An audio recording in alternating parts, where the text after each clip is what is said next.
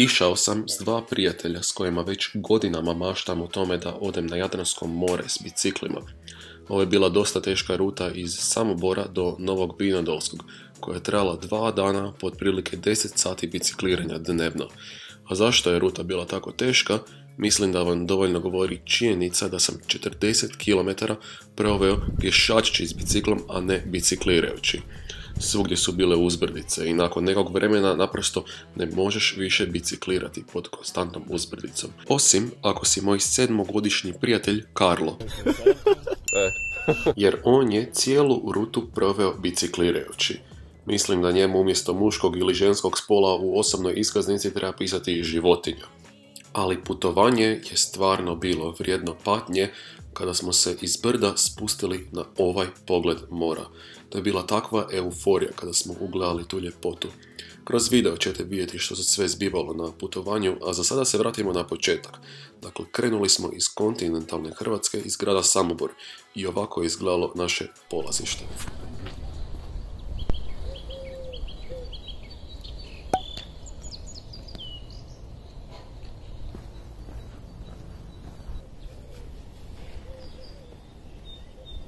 Kreće putovanje od skoro 180 km.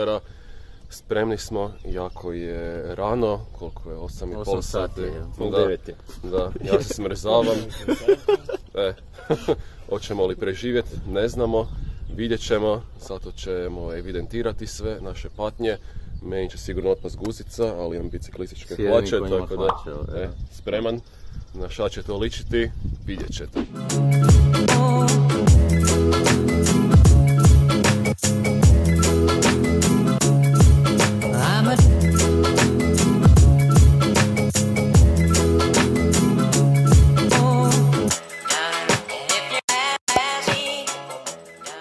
Prošao sam 20 km puta, toliko se znojim da je vrijeme da se promijenim u neku majicu bez rukava. Za sada nije bilo toliko naporno, ok je, ako nastavim ovim tempom bit ću presretan, doći ću na vrijeme do prvog stopa, to je u Ogulinu, to je nekih 90 km od kuda smo krenuli i ništa, to je to odok se ja presvuči. Sada je mnogo lakše se diše.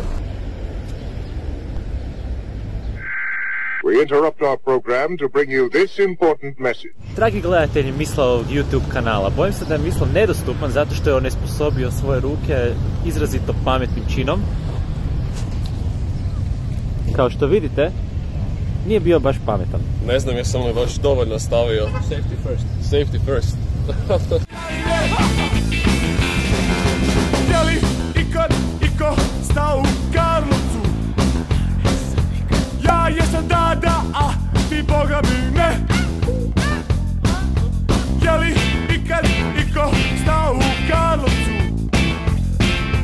Ja jesam da, ti.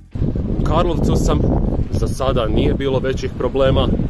Najgore je bilo nekako izaći iz Samobora. To su bile takve izbrdice. A za sada sve nekako laganini išlo. Staćemo u Dugoj Resi, Morice. Prošli smo za sada nekih 40 km, još 10 km do Duge Rese i valjda će biti sve dobro. Za sada je jako dobro. Mislim da se vozim neka 3 sata za sada. Dobro ide. To je sve iz Karlovca. Izgleda sam malo kratko nešto bio stao u Karlovcu, popit vodu. Idemo sada dalje. Boga mi ne, ni da ni ne, ni da ni ne, ni da ni ne, ni da ni ne, ni da ni ne, ni da ni ne, ni da ni ne. Ovdje već patim. Prošli smo Karlovac. U nekim selima smo. I ove su sve neke uzbrdice. Ovo vam je pravo lice patnje. Na šumskom putu nekom smo završili. Ovo će biti zabavno.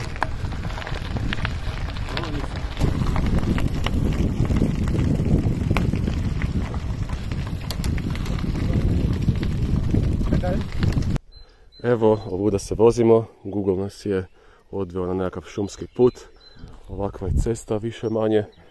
I preljepa i grozna, jer svako malo imam feeling da ću pasti iz bicikla koliko je hrpa kamenja svugdje, a sada ovdje i debla. idilično izgleda, ali ipak nekako strahujem da sam izgubljen. Vidjet ćemo da li ću hvaliti Google ili ću vam proklinjati. Sve u redu, dobro. Sve u redu. Ok, super. Evo nas u Dugoj Resi. Ovo izgleda tako idilično. Pogledajte ovaj pogled.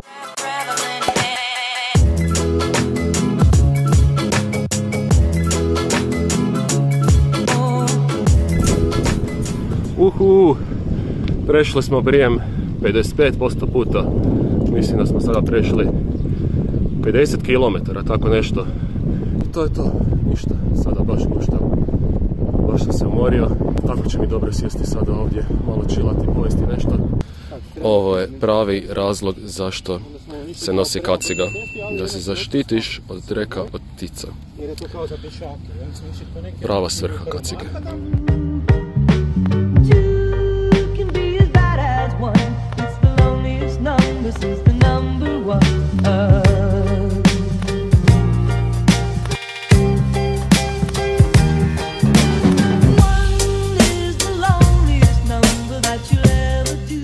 Od zadnjih mislim 35 km, ja sam valjda 10 prošeto. Ovo je takva muka bila, to jest još uvijek je, od Duge Rese da ne znam što reći, nisam očekivao da će biti ovoliko kaotično, baš je brutalno. Ne znam kako će uopće još tih 10 km proći, toliko je još preostalo do tog mjesta kod Ogulina. Trebat ću ništa samo ovak pješačiti jer sve su uzbrdice pa nizbrdice, iako bih rekao da je 80% toga samo uzbrdica. Ovo područje kojem prolazim je Gorski Kotar i za mene ovo se više ne zove Gorski Kotar. Ovo je isključivo Gorki Kotar. Ovo je najgori izum prirode. Najgori. Problem je to što sunce zalazi. Sada je nekih 6:30. Mislim da oko 7:30 zalazi. Valjda ćemo doći na vrijeme. Ja nemam nikakva svjetla. Jedno neko svjetlo na kacigi. Vidjet ćemo na kaj će to ličiti. Mislim planirala da ćemo pa evo za nekih pola sata već biti tamo. Ali ovakve uzbrdice nismo očekivali.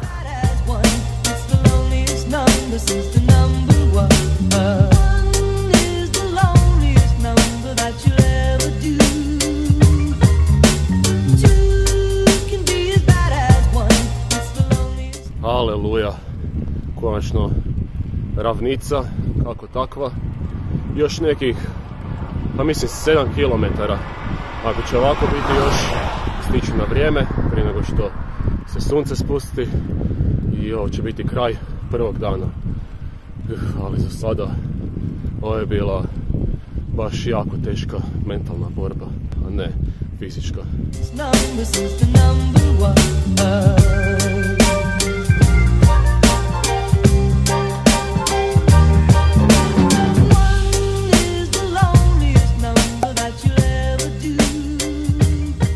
Stigli smo još prije pola sata i ja sam se odmah presvukao, oprao i sada zaslužena klopa. Idemo u restoran, guštat i onda spavat i na drugi dan nastavak avanture. Drugi dan je službeno krenuo i za sada je sve jako dobro. Ovo je dakle kod Ogulina i ovako bi trebala biti ruta idućih 3 km i vjerojatno će ovo biti najveći gušt za danas. Danas imamo nekih 75 km do Novog Vinodolskoga. Hoćemo li preživjeti, hoće li biti patnja kao jučer, zadnjih 40 km koliko već. Ja se molim Bogu da neće jer ne znam da ću preživjeti. Mislim da ću samo šetati cijeli put, uopće mi se gubim volju sada i guzica toliko otpada da imam duple biciklističke hlače, ne vide se. Došao sam naručan sa dvijema, znao sam da će mi otpad guzica i sada imam dupli par i ok, preživljavam. Tako da treba razmišljati naprijed, ovo mi je bila jedna od najboljih odluka na ovom putu. Ovo je stvarno fantastična ruta za bicikliranje, preidilično izgleda. Sve ravnica, jako lijepo, baš guštam. Ovo je pravi mir za dušu. I već nakon 10 minuta bicikliranja vratili smo se dobrim starim uzbrdicama i hodanju. Jer bicikliranje ne dolazi u obzir. Ovako vam je to više manje jučer izgledalo, neka 3 sata da sve ukupno. Samo ovakve uzbrdice, neimanje energije za bicikliranje i čista 100% patnja. Two hours later. Ovdje stvarno nema ništa uzbudljivo za snimati. Ja samo pješačim. Mislim da zadnjih tipa 12 km samo pješačim. Sve konstantna uzbrdica. Možda je bilo ravnice na 500 metara i to je to. Sve drugo uzbrdica. Ovo je baš grozno. Ali ajde, ako sam se odlučio ščilati skroz, pješačiti i kad dođem. Nema ovdje baš niti ničeg zanimljivog za snimati, mislim. Ovakva je cesta, zadnjih, kažem, tipa 12-13 km sigurno. Ništa posebno. Sve neka blaga uzbrdica. Sad bi čak u stvari mogao malo biciklirati. Dakle, se ravnica stvara, ali da, tako to izgleda. Ne znam kaj da baš pričam ovdje. Tako je dosadno. A dobro, tako je većina puta. Ali kada vidiš nešto tako prelijepo, odmah ti uzbuđenje skoči na najvišu moguću razinu. To je nekako, ajmo reći, rekao bih, jedna od biti, strasti bicikliranja. Baš ta potraga za nekim predivnim odredištima. Kako da imam feeling, kao da kad prolazim kroz neka sela, kao da je to grad duhova, odnosno u ovom slučaju selo duhova. Dosta je sve zapušteno na ovoj ruti kojom prolazim, ali ako išta, pogledi su fantastični. Go haro or go home, mislim.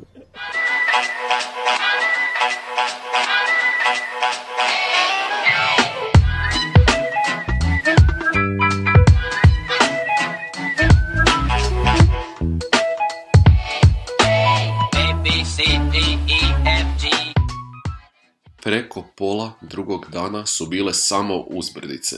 Ja sam samo pješačio jer nisam imao energije za bicikliranje. Mislim da sam sigurno 6 sati proveo pješačeći.